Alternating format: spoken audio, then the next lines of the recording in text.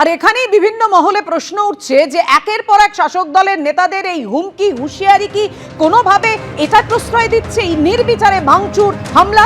দেখুন, supreme court কড়া বার্তা দিয়েছিলেন। তার আগেও আমরা দেখিয়েছিলাম যে বাসন্তী এবং ফারাক্কা এবং চাকুলিয়ার ছবি, তারপর বাসন্তী এবং সন্দেশখালীর ছবিটা দেখুন, অর্থাৎ ছবিটার বদল হলো না। ফারাক্কায় বিডিও অফিসে তাণ্ডব চলল তৃণমূলের বিধায়কের উপস্থিতিতেই, চাকুলিয়ায় শুনানি কেন্দ্রে ভাঙচুর হলো, গান্ধী মূর্তি ভেঙে দেওয়া হলো। আর সুপ্রিম কোর্টের কড়া বার্তা, যেখানে রাজ্য পুলিশের ডিজিকে নিশ্চিত করতে হবে আইন শৃঙ্খলা এবং মানুষের সুরক্ষা, তারপরও সন্দেশখালী এবং বাসন্তীতে অবাধে চলল এইভাবে তাণ্ডব। এসআইআর নিয়ে অনুব্রত মণ্ডলের নিশানায় বিজেপি, ভাবছো ভোটারদের বাদ দিয়ে জিতে যাবে? দলটা তৃণমূল কংগ্রেস, হুঁশিয়ারি অনুব্রত মণ্ডলের। তোমরা ভাবলে আমরা চুরি করব, ম্যাক্সিমাম লোককে ভোটার থেকে বাদ দিয়ে দেবো, এক একটা বিধানসভায় 30,000, 40,000, 50,000 ভোটার বাদ দিয়ে তোমরা জিতে যাবে না? আর আমরা আঙুল চুষবো?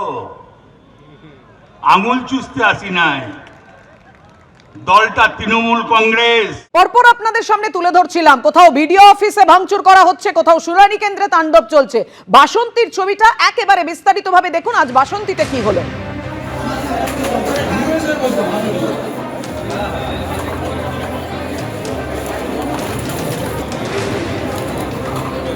ভিতরে আধিকারিক আছে কেউ?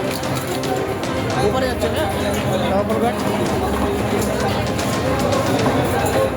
এসআইআর চলাকালীন আইন শৃঙ্খলা রক্ষায় সুপ্রিম কোর্টের কড়া বার্তার পরও তাণ্ডব চলেছে বাসন্তীতে এসআইআর শুনানি কেন্দ্রে। নথি জমার পর কেন রসিদ দেওয়া হচ্ছে না, এই অভিযোগকে কেন্দ্র করে শুনানি কেন্দ্রে ভাঙচুর হলো, রাস্তায় টায়ার জ্বালিয়ে আগুন জ্বালিয়ে দেখুন কিভাবে অবরোধ করা হয়েছে। সাধারণ মানুষের ভোগান্তি একেবারে চরমে ওঠে সারা দিন ধরে, আর কার্যত নীরব দর্শক হয়ে রইল পুলিশ। গতকাল সুপ্রিম কোর্ট নির্দেশ দিয়েছিল একেবারে কড়া পর্যাপ্ত কর্মী ও পুলিশ মোতায়েনের বিষয়টি নিশ্চিত করতে হবে ডিএমদের, ডিজিপিকেও নিশ্চিত করতে হবে কোথাও যেন আইন শৃঙ্খলা পরিস্থিতির অবনতি না হয়। তারপরেও ছবিটার বদল হলো কই? আর বাসন্তীতে যেভাবে তাণ্ডব চলছিল, বারবার প্রশ্ন উঠছিল পুলিশ কোথায়? কিন্তু শুনানি কেন্দ্রে তাণ্ডব আর মাইক হাতে দেখা গেল তৃণমূল নেতাকে। কেন? বিতর্কের মুখে নিজেকে বিএলএ 2 বলে দাবি করছেন বাসন্তীর তৃণমূল নেতা।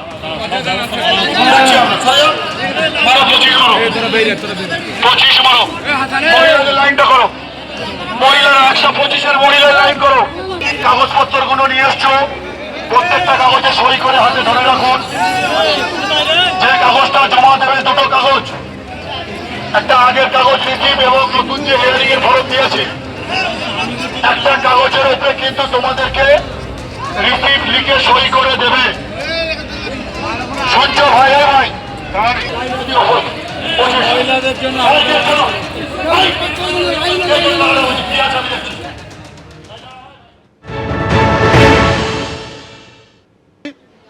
আজকের যে ঘটনাটা ঘটেছিল, একটা টাইমের মিস্টেকের জন্য কিছু বিক্ষিপ্ত ঘটনা এখানে ঘটেছিল। তারপরে আমরা আসার পরে পুনরায় শান্তিপূর্ণভাবে পুলিশ প্রশাসনের সহযোগিতায় আবার মানুষ হিয়ারিংয়ে উপস্থিত হয়েছে। ভেতরে প্রবেশ করতে পারে, নিয়ম তো নিয়ম কোর্ট তো কালকের রায় দিয়েছে। বিএলএ 2 যারা আছে তারা থাকতে পারবে। বিএলএ 2, আমি বিএলএ 2 এর মধ্যে আছি। আপনার নাম রয়েছে? নাম আছে, নিশ্চয়ই আছে। বিএলএ 2-তে নাম থাকলো না থাকলো বড় কথা নয়, মানুষের পাশে আমরা থাকবো। এবিপি আনন্দ, এগিয়ে থাকে, এগিয়ে রাখে।